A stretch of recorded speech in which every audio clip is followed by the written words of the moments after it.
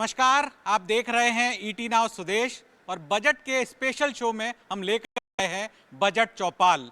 मेरे साथ कारोबारी है, छोटे व्यापारी है, federation of association of Maharashtra fam, जो कि महाराष्ट्र के अंदर एक बड़ा संगठन है जिससे करीब 750 से ज़्यादा छोटे संगठन जुड़े हुए हैं। 8 लाख से ज़्यादा कारोबारी उससे जुड़े हुए हैं। तो अलग अलग सेक्टर्स के जो व्यापारी हैं वो इस बार बजट चौपाल में मेरे साथ हैं। और इसमें जो सेक्टर्स हैं वो मेटल सेक्टर है, कपड़ा व्यापारी है, फुटवेयर्स, ट्रांसपोर्ट, एमएसएमई, तमाम तरह के जो सेक्टर्स के जो व्यापारी कारोबारी मेरे साथ जुड़े हुए हैं। और सबसे पहले जो फैम के प्रेसिडेंट हैं उनसे ही मैं शुरू करता हूं।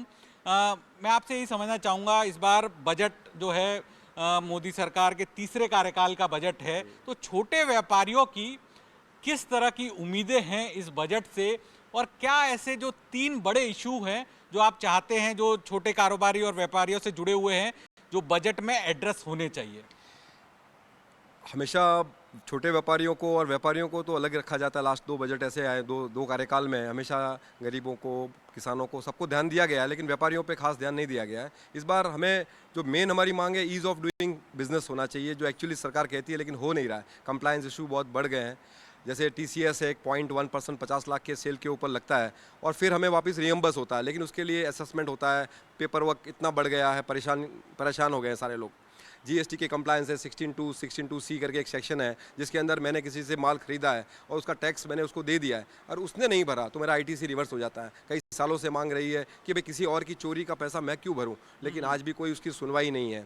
MSME का जो अभी थोड़े दिनों पहले चल रही है बात, उस पर शायद 45 डेज वाला उस पर भी कैसे है कि अभी उन्होंने अभी कहा तो है कि हम लोग कि 90 डेज़ या 180 डेज़ करेंगे और वो 90 डेज़ के बाद इंटरेस्ट देना चाहिए, जो हमारी मांग है। और इसमें सबसे पहले कि MSME में सारे ट्रेडर्स को इंक्लूड करना चाहिए कि स्मॉल और माइक्रो को अलग रख के मीडियम और लार्ज को करेंगे तो स्मॉल और मीडियम का जो माइक्रो का बिजनेस मीडियम और लार्ज की तरफ डाइवर्ट हो जाएगा। मार्च में इस तरह से बहुत सारे माल वापस आए, गुड्स रिटर्न्स हो गए, क्योंकि लोगों को लगा कि इनकम टैक्स डिसअलाउ हो जाएगा।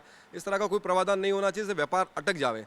एक बहुत दिनों से हमारी मांग रही है सोशल सिक्योरिटी की, कि व्यापारी पूरे ज़िंदगी भर टैक्स भरता आता है और 60 साल 65 साल जो भी गवर्नमेंट डिसाइड कर ले, उसके बाद जितना भी मैंने ज़िंदगी भर टैक्स भरा है उसका 10% मेरा पैसा, जो भी टैक्स का पैसा प्रोपोर्शन में FD कर दे गवर्नमेंट, उसके सामने मुझे सोशल सिक्योरिटी दे, मुझे हेल्थ इंश्योरेंस दे, मेरा मेडिक्लेम होना चाहिए, मेरा लाइफ इंश्योरेंस होना चाहिए, मुझे एयर में, ट्रेन में कुछ बेसिक सुविधा मिल जाए जैसे दुनिया भर में मिल रही है। भारत विकसित देश की तरफ बढ़ रहा है, तो ये बेसिक सुविधा जब आप दोगे, व्यापारी जो है थोड़ी सुविधा की भी मांग कर रहा है। सर, अभी जो एक बात करी, ये 43BH, ये कितना बड़ा मुद्दा है व्यापारियों के लिए, जिसमें आपको 45 दिन के अंदर पेमेंट करना होता है और छूट नहीं होती, और उसका कितना इम्पैक्ट आया और इसका रिजोल्यूशन जल्दी से जल्दी होना चाहिए क्या? सर, इसका रिजोल्यूशन क्या होना चाहिए कि आज 45 डेज़ का जो MSME में ट्रेडर्स को इंक्लूड नहीं है। ट्रेडर्स के लिए कोई भी ग्रीवेंस फॉरम नहीं है कि ट्रेडर्स जा सके। हमने मांग की है कि आप 45 डेज़ की जगह 90 डेज़ कीजिए, 90 डेज़ के बाद नहीं लीजिए इंटरेस्ट कंपलसरी कीजिए और मैक्सिमम 180 डेज़ के बाद डिसअलाउ कीजिए। उससे क्या पूरा व्यापारी वर्ग में आज पूरे महाराष्ट्र के व्यापारी की एक ही मांग है। अगर ये हो जाएगा तो बहुत ईज ऑफ डूइंग बिजनेस एक तरह से सार्थक होएगा और व्यापारी लोग की जो मेन चाहते यही चीज़ है और ये करना ही चाहिए सर, ये हमारी मांग है। अच्छा, और इससे अभी तक कितना इम्पैक्ट आया? अगर हम कारोबार की बात करें तो ये जैसे आप बता रहे थे कि मार्च के अंदर बहुत गुड जो है वापस हो गए, तो उसका ओवरऑल इम्पैक्ट असेसमेंट क्या रहा? सर, बहुत ही लोग के मटेरियल वापस आए हैं, तो क्या अभी छोटे व्यापारी के उसका बिजनेस भी इम्पैक्ट हो रहा है। आज के देखा जाए कि पिछले 3 महीने में आज ये फर्स्ट क्वार्टर गया, सबका बिजनेस नियरली 20 to 30% डाउन हो गया सर। इसकी वजह से कि सब लोग घबरते इसके लिए और नहीं हो रहा है, तो इसके लिए उसके कोई सॉल्यूशन ही नहीं उनके पास। ओके, सर मैं आपके पास आऊँगा। आप कौन से इंडस्ट्री से हैं और इस बार के बजट में क्या उम्मीदें रख रहे हैं? मैं एयर कंडीशनिंग और रेफ्रिजरेशन इंडस्ट्री से हूँ और इस बार के बजट में जो पर्टिकुलरली हमारी मांग है, हम जो पिछले दो टाइम के बजट से, दो गवर्नमेंट के बजट से मांग रहे हैं कि 28% और 18%। एयर कंडीशनिंग को आज की भी तारीख में 28% में रखा गया है, equivalent to a sin good. आपने ये टाइम का आपने हीट वेव देखा है, 50 डिग्री 54 डिग्री यहाँ पे। अब बेसिकली आपका एयर कंडीशनिंग जो है लग्जरी नहीं रहा है, एक नेसेसिटी बनते जा रहा है। ये 28% में नहीं चल सकता है। जब 28% मैक्सिमम होता है तो आपको भी मालूम है उसमें कर चोरी भी होती है, उसमें काफ़ी कुछ अलग अलग तकलीफें आती है। Not only that, apart from that, हमारी इंडस्ट्री को सनराइज इंडस्ट्री कहा गया है। गवर्नमेंट का ही इंडिया नेशनल कूलिंग प्लान करके एक डॉक्यूमेंट है, वो बोलता है कि ये इंडस्ट्री अगले 20 साल के अंदर 8 गुना बढ़ेगी और हमारी industry 70% of the goods import करती है। इसके लिए पीएलआई स्कीम आई है, लेकिन पीएलआई स्कीम का टिकट साइज रखा गया है 100 करोड़। कौन सा छोटा व्यापारी 100 करोड़ का इन्वेस्टमेंट करके अपने आप को और सक्षम बना पाएगा? सीमेंट एसोसिएशन से भी मेरे साथ मौजूद है। सर, आप सीमेंट एसोसिएशन में किस पोस्ट पे हैं? Sir, I'm the president of the Cement Stockists and Dealers Association of Bombay. अभी हमारे सीमेंट में एक हमारा जो अब जीएसटी है वो 28% है। उसके अंदर हमको कोई कंप्लेन नहीं है, because it is an income for the government. But the main issue is that अभी ये जो साहब लोग बोले हमारे फैम के जो under section 43BH we are traders, हमको हमारे प्रिंसिपल्स को पेमेंट देना पड़ता है इमीडिएट, और हमको पेमेंट आता है 60 दिन, 70 दिन, 80 दिन। But we traders are not included under this act. 43BH. That is right. 43BH पे हमको include नहीं किया गया है 45 days. तो sir, we would like the government to include us traders into this thing, so we can also take the benefit and we are able to collect the money fast. Okay. That's it. इसके Thank अलावा sir cement है, क्योंकि बहुत सारी industry से जुड़ा हुआ है। सीमेंट मतलब बिल्डर्स के लिए इस्तेमाल होता है, घर बनाने के लिए काम होता है। तो क्या आपको लगता है कि जो कंजम्पशन बढ़ा है सीमेंट का, उससे आप जैसे डीलर्स को कितना फ़ायदा हुआ है? सब हमारा सेल तो बढ़ गया है, because cement goes into everything, infrastructures, because of the good government policies, infrastructure policies, business बहुत बढ़ गया है। That is that business has gone up, and you can see because of the increase in business, there is good amount of consolidation in the cement industry, which is good for everyone. And looking at the whole picture, but the amount of credit is increasing. Okay. That is a very scary picture for traders like us. Okay. So in order to control credit, we need help of the government, and through the MSME Act, I think we should be able to do a better job. लेकिन एक चीज़ आपने मानी कि overall सरकार की policies से consumption बढ़ा है, फ़ायदा हुआ है। अभी और मैं आऊँगा। सर, आप कौन सी इंडस्ट्री को रिप्रेजेंट करते हैं और किस तरह की दिक्कतें आपको लगता है जो भी आपके कारोबार में हो रही, जिसको एड्रेस करना चाहिए? मैं मेटल मार्केट से हूँ, डीलर हूँ मैं, और मेरी कंपनी है, प्राइवेट लिमिटेड कंपनी भी है और एक पार्टनरशिप फर्म है। मेरा जो इशू है वो दैट इफेक्ट्स एवरीवन। मेरा मतलब मानना है कि मैक्सिमम टैक्सेस जो है इंडिया में, वो ऐसा बोला जाता है कि 30% है प्लस 4% सेस, लेकिन अमुक टैक्सेस जो आप कैलकुलेट करें तो it goes more than 55%। Very simple calculation, I will just tell you. Companies जो है, प्राइवेट लिमिटेड कंपनीज और अपना कॉरपोरेशन लिमिटेड कंपनीज, उनके प्रॉफिट में ऑलरेडी 30% टैक्सेस है, प्लस 4% सेस जो है वो अलग से वो आप छोड़ दीजिए। आप सपोज 30% टैक्सेस ऑलरेडी है, वो कंपनी 30% टैक्स पे करने के बाद में जो प्रॉफिट डिस्ट्रीब्यूट करती है एज ए डिविडेंड्स, वो आता है मतलब शेयर होल्डर के हाथ में। तो शेयर होल्डर वापस 30% स्लैब वाइज मैक्सिमम 30% टैक्स है, 30% टैक्स वापस पे करता है, तो दैट कम्स टू 21%। तो 30% company is paying, 21% I am paying as a shareholder, तो दैट कम्स टू 51%। उसके अलावा कंपनी की प्रॉफिट के हिसाब से स्टॉक एक्सचेंज में उसका वैल्यूशन होता है शेयर का। तो वैल्यूशन, मैंने शेयर परचेज किया सपोज, और कल मैंने वो शेयर साल भर, 2 साल भर, 3 साल भर के बाद मैंने उसको बेचा, तो 10% LTCG वो मुझे पे करना है।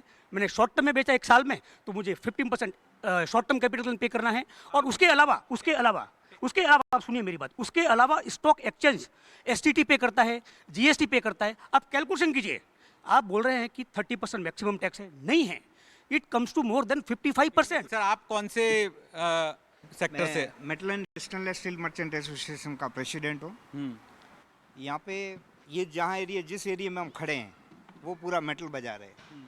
हमारी जो मुख्य समस्या है, जैसे GST रिलेटेड है, GST के अंदर जब ये एक्ट लाया गया था, तब ये कहा गया था कि भाई 16-17 कानून मिलके एक GST एक्ट आ रहा है। GST एक्ट को सिंप्लीफाई करने के लिए लाया गया था। उसमें जो कॉम्प्लिकेटेड था उसको हमको सिंप्लीफाई करना था, यानी सिंप्लीफाई करने के लिए ये एक्ट लाया गया। उस एक्ट में आज भी इतनी त्रुटियां और खामियां हैं जिसका आज हमारा व्यापारी भुगत रहा है।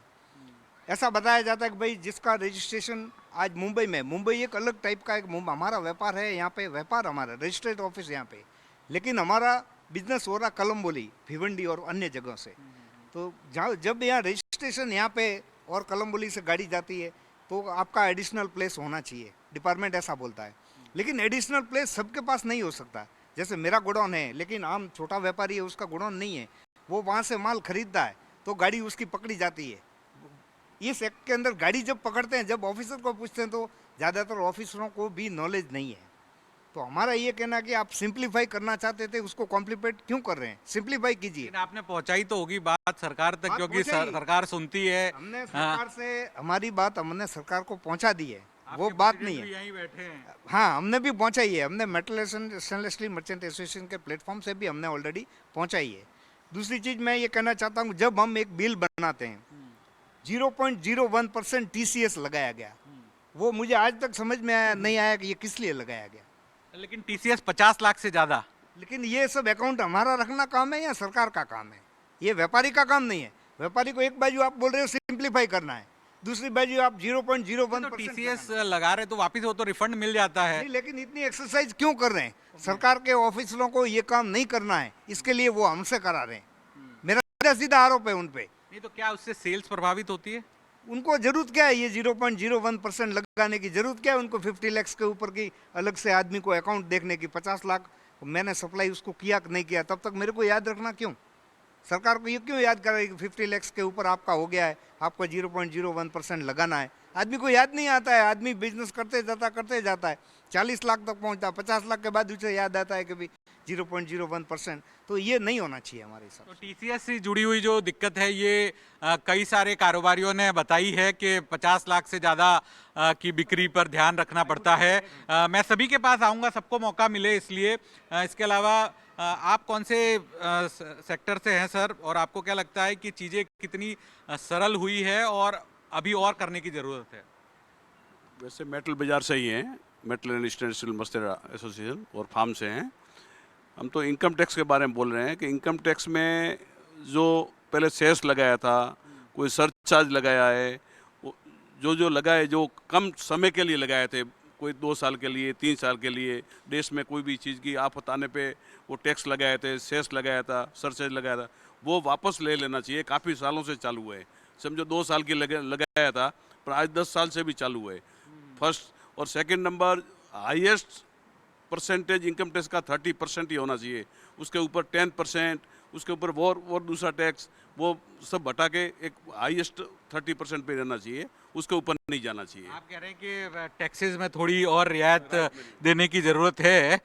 इसके अलावा आप क्या बताना चाहते हैं? सर मैं एडवाइज़र हूँ फार्म का, I am a chartered accountant by profession. हम 2 बातों पे बात करना चाहता हूँ। एक है इनकम टैक्स का स्लैब रेट। सारे आप छोटे व्यापारी की हम यहाँ बात करते हैं, फैम में 750 एसोसिएशन, ये सारे छोटे व्यापारी हैं। तो सबसे बड़ा मुद्दा है टैक्स स्लैब का रेट, जो स्लैब का रेट 10 साल से रिवाइज ही नहीं हुआ है। हम बोल रहे हैं इन्फ्लेशन बहुत तेज़ी से बढ़ रहा है, बट उस तेज़ी से या उसकी आधी तेज़ी से भी हमें स्लैब रेट बढ़ा के दे दो। आज हमारा एक्सपेंडिचर बेस्ड, हम बोल रहे हैं old tax regime, new tax regime, complication.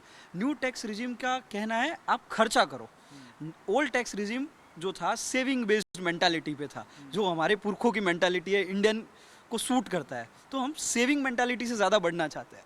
मैं 5 लाख के ऊपर तो सीधा 20% के टैक्स पे आ जाता हूँ, और आज 5 लाख एनुअली मुद्दा ही नहीं है, मायने ही नहीं रखता है। दूसरा बड़ा मुद्दा है जो जीएसटी के अंदर आप पेट्रोलियम, एविएशन, टर्बाइल को लेके आइए, क्योंकि आज पेट्रोल का जो रेट है 100-120 इन्फ्लेशन का सबसे बड़ा कारण है। अगर जीएसटी के अंदर वो आता है तो उसके ऊपर जो 50% जितना टैक्स लग रहा है वो सीधे मैक्सिमम 18 और 28% है हमारे पास में। आप 18% भी रखो तो भी जो पेट्रोल का भाव है वो बहुत कम हो जाएगा। 30% से पेट्रोल के रेट में सुधार होगा। बिल्कुल यार, ये लंबे मुद्दे हैं जिस पे बहुत चर्चा की जा सकती है। और कोई टेक्सटाइल इंडस्ट्री से कोई है जिनसे चर्चा की जा सके? टेक्सटाइल इंडस्ट्री किस तरह की दिक्कतें, आप क्या बताना चाहेंगे सर? मैं sir metal and stainless steel merchant association का सेक्रेटरी हूँ।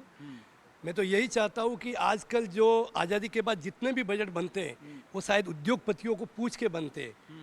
तो इस बार नरेंद्र मोदी कुछ ऐसा करे कि मिडिल क्लास के व्यापारियों को भी पूछा जाए, जिस तरह से ये चौपाल लगाई गई है तो वो मैसेज सीधे सीधे मंत्रालय तक जाए, वित्त मंत्रालय तक, और वित्त मंत्रालय ये सोच के थोड़ा सरलीकरण करे। सबका यही विचार है कि जीएसटी के बाद ऐसा लग रहा था कि व्यापारियों को सरलीकरण होगा, लेकिन मैं चाहता हूँ इस बार के बजट में व्यापारियों को निदान मिले और टैक्स का सरलीकरण हो। तो इस चौपाल का मकसद यही है कि जो छोटे व्यापारी है, छोटे कारोबारी है, उनकी जो दिक्कतें हैं वो सरकार तक पहुँचे और उनको क्लैरिफिकेशन मिले, जिस तरह से आपने बताया सरलीकरण मिले। भी हमारे साथ है, आप क्या अपने पॉइंट्स रख रहे हैं? सो मैं पॉलीमर इंडस्ट्री से हूँ, पॉलीमर एंड प्लास्टिक इंडस्ट्री। सो मैंने अभी कुछ 5-6 साल पहले बिज़नेस चालू किया था एंड ऐसे काफ़ी ईज़ ऑफ ट्रेड लग रहा था इन business, but slowly and gradually जैसे जैसे गवर्नमेंट के नए नए रूल्स एंड रेगुलेशंस आए, कंप्लायंसेस आए, उसमें काफ़ी दिक्कतें आ रही है। जैसे अभी प्लास्टिक के अंदर ईपीआर का कंप्लायंस लाया है कि हमको ईपीआर फाइलिंग करना है, which is additional work which we are as a trader और as a manufacturer they are facing, and जिसके कारण हमारा वर्कलोड बढ़ रहा है एंड हम ज़्यादा से ज़्यादा ट्रेड नहीं कर पा रहे। सिमिलरली इंपोर्ट्स में भी उतनी ही दिक्कत आ रही है। हाँ, जो FTA बेस्ड जो फ्री ट्रेड अग्रीमेंट्स है काफ़ी कंट्रीज़ के साथ, जिसके साथ इंपोर्ट काफ़ी स्मूथली होना चाहिए, which are there under the particular section, but वो फ्री ट्रेड अग्रीमेंट्स में भी क्या इंपोर्ट ड्यूटी बढ़ा दी गई है इस वजह से, या फिर टर्म्स एंड कंडीशन चेंज हो गई? नहीं, फ्री ट्रेड अग्रीमेंट है, without any duty we have to import duty, we can easily import, but कई बार कस्टम्स में ऑफिसर्स काफ़ी परेशान करते हैं क्योंकि देयर आर सम और द अदर चेंजेस और upgradation in the system which they are planning, but that stage long for 3-4 months और वो कोई उस पर सोल्यूशन नहीं आ रहा है। अब हमें वहाँ पे हमको दिक्कत आ रही है, मटेरियल क्लियरेंस में भी दिक्कत आ रही है। जैसे अभी रिसेंटली जो शिपिंग का जो इतना बड़ा प्रॉब्लम आया कि शिपमेंट्स डिले हो रहे थे, वेसल्स डिले हो रहे थे, ग्लोबल प्रॉब्लम, जहाँ पे हमारा फ्री ट्रेड अग्रीमेंट है, जहाँ से मटेरियल क्लियर होना चाहिए इजीली, हाँ उसमें भी दिक्कत है। जो गवर्नमेंट में रजिस्टर्ड है, कस्टम्स में रजिस्टर्ड है, सालों से फ्रीली इंपोर्ट हो रहा है, बट वही प्रोडक्ट्स में दिक्कत आ रही है। जहाँ पे कस्टम ऑफिसर चाहता है कि प्रॉब्लम क्रिएट करनी है वो कर ही देगा, हमारे पास बाद में कोई रास्ता ही नहीं निकला। क्लैरिफिकेशन की ज़्यादा ज़रूरत है।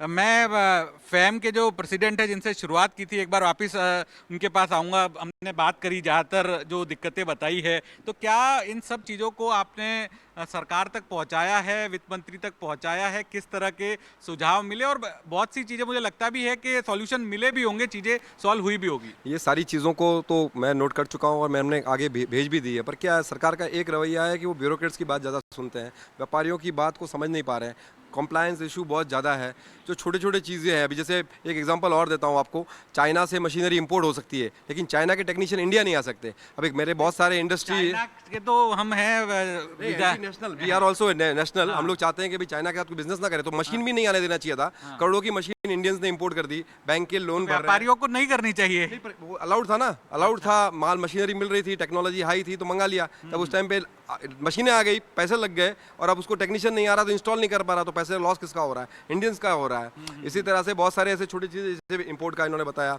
एंटी डंपिंग लगा दिया किसी प्रोडक्ट पे जो इंडिया में बनता ही नहीं है। BIS का जो इशू बता रहे हैं बर्तन का, शायद खुल के नहीं बता पाए। BIS के लैब इंडिया में सिर्फ 2 लैब है, 2 लेबोरेटरी होने के कारण सारे सैंपल्स वहीं जाते हैं। एक सैंपल टेस्ट करने का 55,000 रुपये का चार्ज है, और फिर जब ऑफिसर साहब सैंपल पहुंचने के बाद बताता है कि पास करना है कि फेल करना है, पास करना है तो इतना खर्चा है।